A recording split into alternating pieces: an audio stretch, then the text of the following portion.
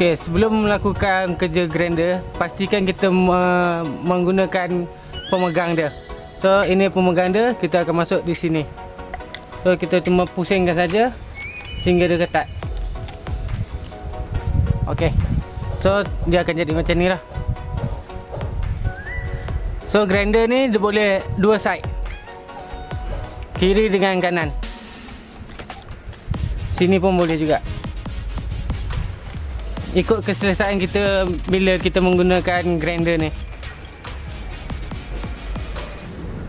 Okey, sekarang ni kita akan cuba satu lagi switch, kelajuan dia pula. So ini kelajuan satu, dia akan biasa saja, dia slow. So saya akan tukarkan dia 6 kelajuan. So bila dah 6 kelajuan, dia akan lagi laju lah. So sekarang ni saya akan lepaskan untuk keselamatan kita lah.